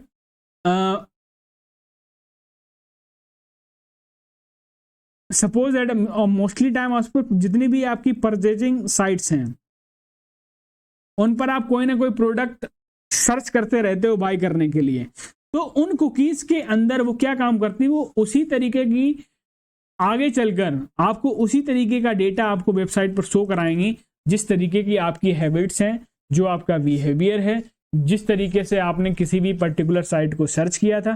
जैसे आप देखते हो कोई भी साइट आप सर्च करते हो, ठीक है, और कोई भी साइट आपने सर्च की और सर्च करने के बाद उस पर आपने किसी भी सपोज दैट आपने ठीक है पीसी सिस्टम के बारे में आपने सर्च किया, कौन सा अच्छा है, कौन सा लेना चाहिए, इस तरीके से तमाम क्वेश्चन आपने सर्च किए, तो आगे क्या होता है कि वो उसी तरीके से पर्टिकुलर एड्स दिखाने लगता है, ठीक है ना। तो ये जो इंफॉर्मेशन किसी भी वेबसाइट ने थर्ड पार्टी के साथ शेयर की वो आपकी इसी बिहेवियर की वजह से, ये आपके पूरे डेमोग्राफिक्स को कैलकुलेट करता है, ठीक है। आप किस किस टाइम पर कौन कौन सी चीजों को सर्च करते हो उसका भी ध्यान रखता है ये थर्ड पार्टी कुकी, और यही थर्ड पार्टी कुकी दूसरे जो भी एड वाली जो भी सर्विसेज होती हैं उनको ये बेचता है और बदले में उसको मिलते हैं पैसे, और उन्हीं डेटा से संबंधित वो जो एड है पर्टिकुलर वेबसाइट पर दिखाए जाते हैं। ये बात आपने बहुत बार नोटिस करी होगी। बिल्कुल यूट्यूब पर भी यही पैटर्न फॉलो होता है। आपके यूट्यूब फीड में जो आपका यूट्यूब फीड होता है सभी का अलग अलग मिलेगा, ठीक है। कोई बहुत बड़ा भक्त होगा, ठीक है, भगवान को मानने वाला होगा, श्राद्ध दिन ये भजन, दूसरा भजन, तीसरा भजन, खूब राम कथा रामायण यही सब सुनता है, तो उसके यूट्यूब फीड में इसी से रिलेटेड वीडियोज मिलेंगे। भाई यूट्यूब यानी कि कोई भी कंपनी वो यही चाहती है कि हमारा जो भी कस्टमर है जैसी चीजें वो देख रहा है उसको उसी तरीके से परोसिए, वही वो देखेगा, जब देखेगा तो ही हमारी इनकम होगी। तो इसीलिए इसी आधार पर उसको ऐसे बनाया गया है। बात आ गई समझ में। They are commonly used by advertisers, मैंने आपको बताया ना, जो भी थर्ड पार्टी कुकीज आपकी वेबसाइट पर इनेबल कराता है वो इसीलिए कराता है कि जिस टाइम पर आप उस वेबसाइट पर रहे, उस वेबसाइट पर आपने उस जिस टाइम पर नेविगेट करते रहे, क्या क्या किया, कैसी कैसी आपकी आदतें, सब कुछ वो इकट्ठा करता रहता है और मार्केट में उसको सेल करता है, बदले में उसको पैसे मिलते हैं। बात समझ रहे हैं? ओके ठीक है। कह रहे हो और कोई ICSE फॉर यू, सुधर जाओ भाई। बिल्कुल उसी एल्गोरिथम पे काम करता है, ठीक है ना। थर्ड पार्टी कुकीज हो गया आपका। अगला आता है आपका flash cookies. These are known as super cookies, are independent of the web browser. They are designed to permanently stored on a user's computer. These types of cookies remain on a user's device even after all cookies have been deleted from web browser. ठीक है।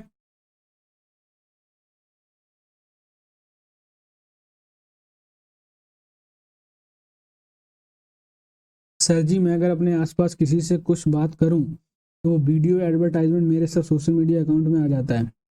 अब ये देखो आपने बहुत अच्छी बात बताई अंकित गौतम। कभी कभी क्या होता है, कोई भी आपने एप्लीकेशन इंस्टॉल किया, ध्यान देना मेरी बात को, या आप कोई भी वेबसाइट पर गए, तो अगर आपने बैकएंड पर परमिशन मांगने का काम आता है, जब भी कोई आप एप्लीकेशन इंस्टॉल करते हो जब भी कोई एप्लीकेशन इंस्टॉल करते हो तो वो परमिशन मांगता है। परमिशन आपकी किसकी मांगता है? स्टोरेज की परमिशन मांगता है, साउंड की परमिशन मांगता है, कैमरा की परमिशन मांगता है, लोकेशन मांगता है और तमाम तरह की सारी परमिशन मांगता है। आप धड़ाधड़ यस यस यस यस करते चले जाते हो, आप सोचते ही समझते नहीं हो कि ये क्यों यस करवा रहा है। अगर आप सभी पर यस यस यस यस करते चले गए, इसका मतलब पूरे ही मोबाइल सिस्टम का कंट्रोल यानी कि एक्सेस उसके पास भी पहुंच जाता है, उस एप्लीकेशन के पास। और कोई भी एप्लीकेशन होता है वो किसी ना किसी अपने सर्वर से जुड़ा हुआ होता है, ठीक है ना। तो आपके फोन में जितनी भी गैलरी में इमेजेस हैं, जितने भी साउंड वीडियो हैं, जो भी आपकी लोकेशन है, ठीक है ना, आप किस समय पर पर्टिकुलर बात कर रहे हो, सब कुछ डेटा पहुंचाता रहता है इस सर्वर पर। यानी कि जो उसको कंट्रोल, जिसका वो एप्लीकेशन है उसी का सर्वर होगा या किसी ने किराए पर लिया होगा सर्वर, ठीक है ना। तो वो आसानी से उन सारी चीजों को देख सकता है। इसका मतलब बहुत ही सोच समझ के, ये मैं हमेशा एक इंपॉर्टेंट बात बता दूं आपको, ये आपको हमेशा काम आएगी। जब भी किसी भी एप्लीकेशन को इंस्टॉल करिए, अगर जरूरत की जो परमिशन है उसी को ही एक्सेस दीजिए, वरना सभी को डिसेबल रखिए। यहां तक कि आप ऐसा भी कर सकते हैं, जब आपको जरूरत पड़े तो थोड़ी देर के लिए इनेबल कर लो, फिर तुरंत सारी परमिशन को डिसेबल करके रखो, ठीक है ना। सबसे अच्छा यही है कि सारी परमिशन को आप डिसेबल करके रखिए, अन्यथा आप कहीं ना कहीं अपने डेटा को, आज के जमाने में सबसे इंपॉर्टेंट क्या है? डेटा, ठीक है ना। अगर किसी भी पर्सन के मोबाइल फोन से डेटा को पूरा का पूरा लीक करवा लिया जाए तो समझ लीजिए उस पर्सन की पूरी जिंदगी आप कंट्रोल कर सकते हो, उसको पूरा कंट्रोल कर सकते हो। बात समझ में आ रही है? अब डेटा मतलब वो किसी भी तरीके का डेटा हो सकता है। आप अपनी लाइफ में जो भी कर रहे हो, आप कैमरे में फोटो के थ्रू स्टोर कर रहे हो, कहाँ घूमने गए हो वो स्टोर कर रहे हो, तो सारी चीजें जो हैं वो बैकएंड पर जाती रहती हैं, ठीक है। नहीं यही करता हूं सर, बिल्कुल सर, थोड़ा जल्दी कराओ। आई खाना खाना है, अच्छा। यूट्यूब पर कुछ क्लासेस में जो एड्स आती हैं क्यों? देखो यूट्यूब पे जो एड आती हैं वो तो सिर्फ इसलिए आती हैं, वो जबरदस्ती ऐड भेजी जाती हैं। बात समझ रहे हो? आपने देखा होगा जो परमार एसएससी पर क्लासेस होती हैं तो लाइव क्लास के दौरान कोई भी ऐड नहीं आता है, बैकएंड से उस ऐड को ऑफ करा के रखा जाता है। मैं लाइव क्लास की बात कर रहा हूं, ठीक है ना। किसी भी लाइव क्लास में आपको ऐड देखने को नहीं मिलेगा, क्योंकि वो बैकएंड से, वो एक अलग टेक्निक है, ठीक है। प्रदीप वर्मा सर, कंप्यूटर आपके भरोसे है मेरा, मैं कहीं और से नहीं पढ़ रहा हूँ। आई ट्रस्ट यू, सीजल में 24 तक अच्छे से करा दी। बिल्कुल भाई, बिल्कुल ट्रस्ट करिए मेरे पर, बिल्कुल। असॉल्टर सही है, बिल्कुल सभी को ऐसा ही करना चाहिए, ठीक है। कोई भी आप एप्लीकेशन इंस्टॉल, देखो आजकल एंड्रॉइड में हजारों एप्लीकेशन है, कौन ट्रस्टेबल है कौन ट्रस्टेबल नहीं है, ये सारी चीजें बेटर नहीं है, ठीक है। देखो मैं आपको एक और अच्छा सा एग्जांपल बता दूं, फिर थोड़ा सा आगे बढ़ते हैं। जैसे आप एक एप्लीकेशन इंस्टॉल करते हो ट्रू कॉलर का, ठीक है, ट्रू कॉलर का। जब आप ट्रू कॉलर इंस्टॉल करते हो तो वो आपकी कॉन्टेक्ट की पूरी परमिशन ले लेता है, यानी कि आपके फोन में जितने भी कॉन्टेक्ट हैं वो ट्रू कॉलर के सर्वर पे जाके स्टोर हो जाते हैं। आप इतनी आसानी से उस ऐप को इंस्टॉल करते हो, आप उतने खुश होते हो कि अरे देखो अननोन नंबर भी मुझे नाम पता हुआ मिल गया। तो उसने पता कैसे लगा लिया? सपोज दैट ए फोन में डिफरेंट नेम से उसने नंबर को सेव कर रखे थे और इसने इंस्टॉल किया ट्रू कॉलर, और इस ट्रू कॉलर में जिस नाम से नंबर सेव थे वो सारे के सारे नंबर जब इसने कॉन्टेक्ट की परमिशन दी वो ट्रू कॉलर पे जाके सेव हो गए। और किसी दूसरे पर्सन ने फिर इंस्टॉल कर लिया ट्रू कॉलर और डाला, जैसे सपोज दैट यहाँ पर ए नंबर पड़ा था 1 2 3 4 करके, और इस नंबर पे उसको नाम दे दिया ABCD। तो अगर इसके नंबर पे कॉल आएगी 1 2 3 4 करके, तो ट्रू कॉलर दिखा देगा कि ABCD की कॉल आ रही है, भले ही उसने नाम सेव किया और ना किया। तो ये देखिए कितनी बड़ी ब्लंडर हो रहा है, ये कितना बड़ा ब्लंडर हो रहा है कि आपके बिना परमिशन के नंबर को शेयर किया जा रहा है। जब ट्रू कॉलर के पास सभी के पास नंबर हैं तो वो आप देखते हो कभी कभी आपके पास बैंक से लोन के लिए कॉल आएगी, इस ऑफर के लिए कॉल आएगी, कभी मैसेज आएगा कि आप इतने लिंक, आपके खाते में इतना क्रेडिट हो चुका है, पर्टिकुलर लिंक पर क्लिक करिए।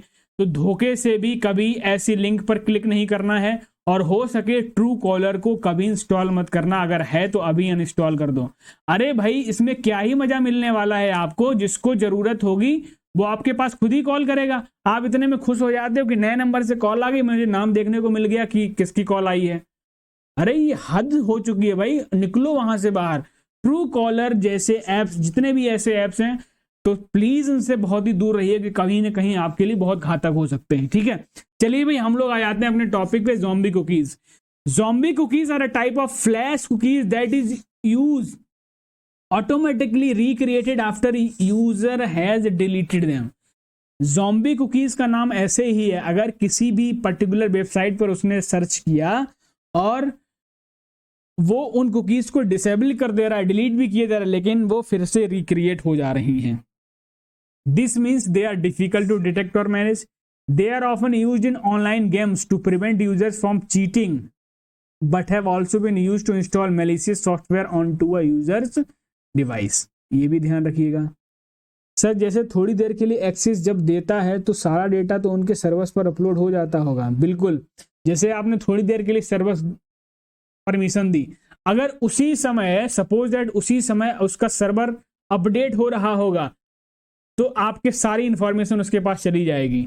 तो अगर आप कोई भी ऐप यूज भी करते हो तो एक ऑप्शन आता है give permission while using the app. जब आप ऐप को यूज करोगे तभी वो परमिशन लेगा, अन्यथा डिसेबल करके रखा। तो आप ऐसा भी कर सकते हो। ट्रू कॉलर से नाम पता चल जाता है, पता चले परमा सर का कॉल किया तो अच्छा। चलो भाई ठीक है। अब देखो भाई some popular terms on internet, कुछ और टर्म्स की बात कर लेते हैं, जिसमें दूसरा आता है आपका, क्या कि हम कुकीज की बात कर चुके हैं, दूसरा है आपका सोशल नेटवर्किंग। सोशल नेटवर्किंग क्या? Social networking is a network of individuals which have some sort independence on each other. जैसा कि आप जानते हो तमाम सारे एग्जांपल्स हैं जिसके थ्रू आप अपनी इंफॉर्मेशन को शेयर करते हो। फेसबुक, ट्विटर, लिंक्डइन, माई स्पेस, फ्रेंड फाइंडर, व्हाट्सएप वगैरह, ये सब क्या है? सोशल नेटवर्किंग के ही एग्जाम्पल है। ठीक। ब्लॉग की बात करें, it is a website where entries are written as information और न्यूज। जैसे कोई भी ब्लॉग होता है, उस ब्लॉग में क्या होती है? पर्टिकुलर आर्टिकल से रिलेटेड उसमें इंफॉर्मेशन होती है। ठीक है, जैसे सपोज टॉपिक हो गया, फूड हो गया, हेल्थ हो गया, या कोई भी छोटे से टॉपिक पर छोटी सी इंफॉर्मेशन होती है किसी भी वेबसाइट पर, दैट वन इज ब्लॉग। ठीक। आर्की क्या होता है? इट इज अ टूल और software for finding files stored on anonymous FTP sites. ठीक है ना, एक ऐसा सॉफ्टवेयर है, एक ऐसा टूल है जहां पर फाइल्स को सर्च करने में हेल्प की जाती है। You know to the exact file name और substring of it. By 1919 Archie had been almost completely replaced by the web based search engine. जैसे पहले आर्की था इंफॉर्मेशन को सर्च करने के लिए, उसी तरीके उसका नाम क्या हो गया? अब जो पहले काम आर्की करता था, अब क्या करने लगा? सर्च इंजन करने लगा। ठीक है ना। बिटनेट देखो भाई, because it's a time network और because it's there a network. BITNET का फुल फॉर्म है a network of educational site separate from the internet but email is freely exchange between BITNET and the internet. देखो internet जो है, अगर आप बहुत ज्यादा डिसिप्लिन्ड नहीं हो तो एक डिस्ट्रैक्शन का प्लेटफॉर्म है। आप देखने कुछ जाते हो, देख के कुछ और चले जाते हो। ठीक है, तो बिटनेट जो है ये सिर्फ और सिर्फ एजुकेशनल साइट्स को ही प्रमोट करता है। देखो भाई कुछ फुल फॉर्म भी देख लेते हैं। ICMP internet control message access protocol. Internet क्या हो गया? IP control protocol, internet protocol. TCP transmission control protocol हो गया। यूजर डेटाग्राम प्रोटोकॉल हो गया, UDP। DNS मैंने बताया, domain name system. HTTP hyper text transfer protocol. अगर HTTPS लग जाए तो उस S का मतलब होता है सिक्योर। ठीक है, यानी कि जो वेबसाइट है वो पूरी तरीके से सिक्योर है। FTP की बात करें तो फाइल ट्रांसफर प्रोटोकॉल होता है, यानी कि फाइल्स को शेयर करने में इसका इस्तेमाल किया जाता है। अगली क्लास में हम लोग जितने भी प्रोटोकॉल हैं, ठीक है, अलग अलग प्रोटोकॉल है, उन पर भी चर्चा करेंगे। सर आपने परमार सर को देखा है? बिल्कुल देखा है। ठीक है, देखा ना होता तो यहाँ पर कैसे होते भाई।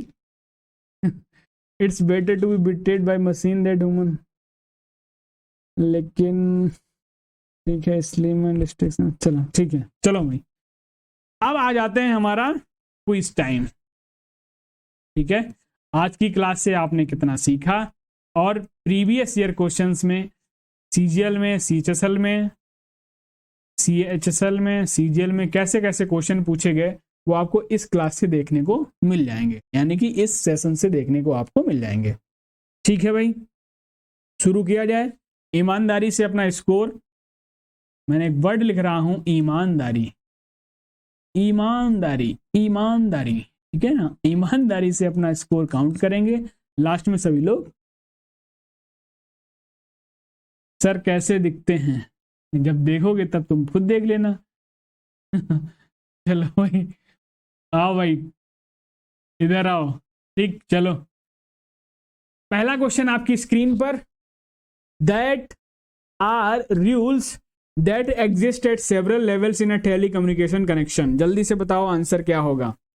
सेट ऑफ रूल्स की बात कर रहा है। ठीक है, मैंने आपको बताया था जब रूल्स की बात कहे कभी भी टेलीकम्युनिकेशन कनेक्शन में, यानी कि डेटा ट्रांसफर में जब सेट ऑफ रूल्स की बात होती है तो ऑप्शन नंबर सी जाएगा, यानी कि प्रोटोकॉल। प्रोटोकॉल ही मैंने आपको बताया था। ठीक है ना, प्रोटोकॉल क्या हो जाएगा, आपका आंसर हो जाएगा। ठीक है,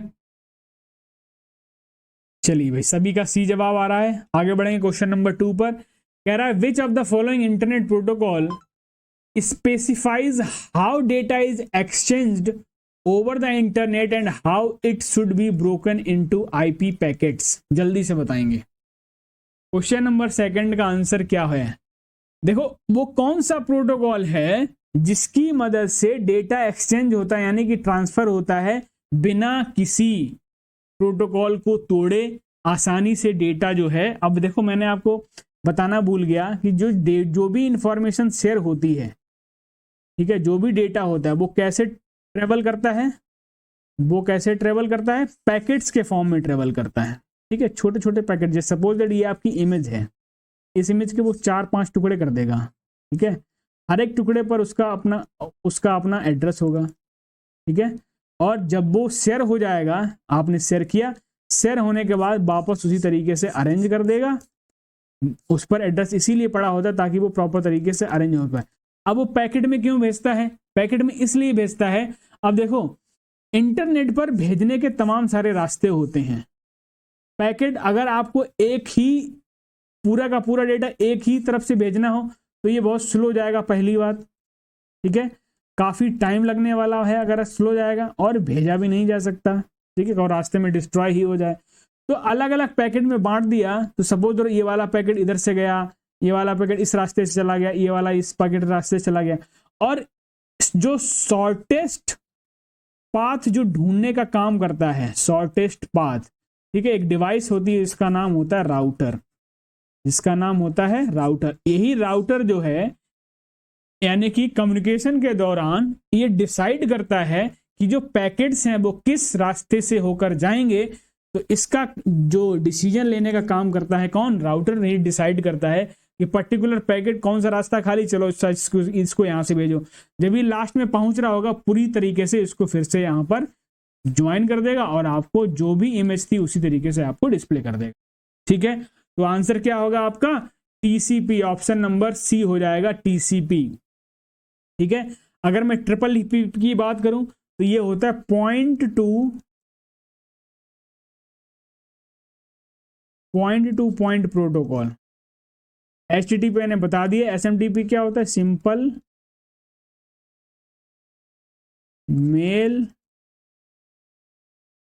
ट्रांसफर प्रोटोकॉल। क्या होता है, सिंपल मेल ट्रांसफर प्रोटोकॉल होता है। यानी कि ये मेल में जब हम आपको ईमेल पढ़ाएंगे, तीसरी क्लास में शायद, हो सकता है दूसरी क्लास में ही मिले आपको पढ़ने को, तब हम वहां पर ईमेल में जितने भी प्रोटोकॉल्स यूज होते हैं उन सभी की हम चर्चा कर लेंगे। ठीक है ना भाई, अगर मैं point to point triple P की बात करूं, ठीक है, ट्रिपल पी जो होता है वो क्या होता है, पॉइंट टू पॉइंट प्रोटोकॉल। ये प्रोटोकॉल क्या करता है, it is use to transmit multi protocol data between two directly computers. जो भी अलग अलग दो कंप्यूटर्स जब कनेक्ट होते हैं डायरेक्टली रूप से, तो उनके अंदर जो भी मल्टी प्रोटोकॉल्स जो यूज हो रहे होते हैं उनको ट्रांसमिट करने का काम कौन करता है? Triple P. आगे हम लोग डिटेल में देखेंगे अगली वाली क्लास में, जितने भी प्रोटोकॉल यूज हुए सभी को एक साथ हम लोग देख लेंगे। तो इसका सही आंसर क्या हो जाएगा? टीसीपी यानी कि transmission control protocol. Point two protocol ISC for you, सही जवाब दिया। ठीक, देखिए देखिए भाई तीसरा क्वेश्चन क्या होगा? विच of the following is a web browser created and developed by Microsoft? Microsoft के द्वारा कौन सा वेब ब्राउजर बनाया गया? ठीक है, हालांकि ये क्वेश्चन इस क्लास में नहीं रखना चाहिए था, अगली क्लास में रखा जाता, ठीक है, लेकिन रख दिया है, खैर कोई बात नहीं। अगर हम वेब ब्राउजर की बात करें तो वेब ब्राउजर जो है वो माइक्रोसॉफ्ट के द्वारा कौन सा है? एज नाम का, ऑप्शन नंबर सी। क्रोम जो है वो किसका है? गूगल का है, ठीक है। ओपेरा भी वेब ब्राउजर है, आपका ब्रेव भी एक क्या है? वेब ब्राउजर है। Was the first web browser, देखो ये सारे क्वेश्चन उसी के आ गए, ठीक है, इसको हम थोड़ा स्किप करते हैं। ये आ जाओ क्वेश्चन नंबर 5, ये हम लोग अगली क्लास में सॉल्व कर लेंगे, ठीक है, क्योंकि अभी मैंने वेब ब्राउजर आपको पढ़ाया नहीं है, लेकिन क्वेश्चन इसमें आ गया, ठीक है। क्वेश्चन नंबर 5 बताएंगे सभी, इसका आंसर क्या होगा? Cookies track you and expose your privacy. ध्यान देना, आपको ट्रैक करते रहते हैं और आपकी प्राइवेसी को भी एक्सपोज करने का काम करते हैं। मैंने आपको बताया था, क्या बताया था? थर्ड पार्टी, ठीक है ना। थर्ड पार्टी जो कुकीज होती हैं वो आपका काम यही करती हैं, क्योंकि वो पहले तो पूरा रिकॉर्ड कर लेती हैं कि आप क्या क्या कर रहे थे, अब यही जो है वो तीसरी पार्टी को बेच देती हैं, सेल कर देती हैं आपकी इस इंफॉर्मेशन को, और उसी से रिलेटेड आपको उससे डील किया जाता है। बात समझ रहे हो? तो उस पर भी आपको ध्यान देना है। क्वेश्चन नंबर बी का 5 का सही जवाब होगा क्या? Third party. ज़ॉम्बी नहीं होगा भाई, ज़ॉम्बी क्यों हो जाएगा? ठीक, आ जाओ भाई क्वेश्चन नंबर 6 पे आया। Which of the following is not example of web browser? ये भी आ गया। An dash is an organisation that connect the subscribers computer using modern to the internet. हाँ ये बताओ, ये बताओ क्वेश्चन नंबर 7, इसका आंसर क्या होगा? जल्दी से बताओ क्वेश्चन नंबर 7 का आंसर क्या होगा? Is an organisation that connects its subscriber, अपने सब्सक्राइबर को इंटरनेट के साथ कनेक्ट कराने का काम कौन करता है भाई? आईएसपी करता है, इंटरनेट सर्विस प्रोवाइडर। सब्सक्राइबर की बात हो रही है। एक कंपनी, एक आईएसपी कंपनी है, ये अपने कस्टमर को यानी कि सब्सक्राइबर को जब इंटरनेट प्रोवाइड करा रही होती है, इंटरनेट प्रोवाइड करा रही होती है, इसका मतलब वो कंपनी, वो ऑर्गेनाइजेशन कौन है? आईएसपी है, इंटरनेट सर्विस प्रोवाइडर। 7 का 3 सभी लोगों ने सही जवाब दिया है, ठीक है। क्वेश्चन नंबर 8 पे आएंगे, जल्दी से बताओ इसका आंसर, सभी से हमको चाहिए है। Which the following part of given URL, ये प्रीवियस ईयर क्वेश्चन है सीजीएल का, ध्यान देना। सीजीएल है या फिर सीएचएसएल में आया हुआ क्वेश्चन है, हो सकता है आपको इस तरीके से मिल जाए और आपसे पूछे, कह रहा है कि इस यूआरएल में कौन सा भाग डोमेन है? जल्दी से बताओ डोमेन कौन है?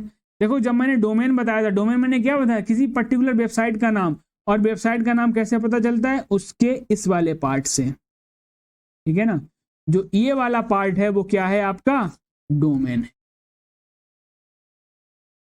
ठीक, बात आगे समझे? तो ऑप्शन नंबर 3 जो है www.india.in, यही आपका कौन है?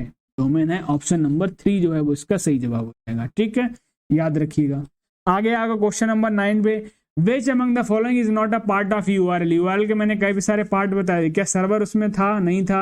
एरर कोड भी नहीं था, मल्टीप्लेक्स में पोर्ट नंबर था, ठीक है, यही इसका सही जवाब हो जाएगा। क्वेश्चन 10 पे आ जाओ, और ये है आज का अंतिम क्वेश्चन। कह रहा some cookies are automatically recreated after a user has deleted them. मैंने क्या बताया था? कौन सी कुकीज में इसका आंसर बताया था? देखो ऑटोमेटिकली रिक्रिएट हो जाती हैं, और उन्हीं को हम लोग क्या बोलते थे? ज़ॉम्बी। आपने एक कोई मूवी देखी होगी जिसमें ज़ॉम्बीज का खूब इस्तेमाल किया गया था, ठीक है। ज़ॉम्बीज क्या होता है? अगर उनका हाथ काट दिया जाए तो थोड़ी देर बाद उनका हाथ फिर से बन जाता था, कुछ इस तरीके से। तो उसी तरीके से थोड़ा सा याद रखिएगा, यानी कि रिक्रिएशन का जो काम है, ऑटोमेटिकली रिक्रिएट हो जाए, तो वो कौन है? वो कौन सी टाइप की कुकीज होती है? आपकी ज़ॉम्बी कुकीज होती है। ऑप्शन नंबर बी, ठीक है। क्वेश्चन नंबर 10 भाई आज के लिए इतना ही, और जल्दी से बताएंगे सभी लोग, एक बार अपना अपना स्कोर कमेंट करेंगे। जल्दी से सभी लोग अपना अपना स्कोर कमेंट करेंगे। बार बार जिंदा होते हैं सर, हाँ बार बार जिंदा भी हो जाते हैं, यानी कि रिक्रिएट हो जाते हैं, वही सेम बात है, ठीक है ना। 8 6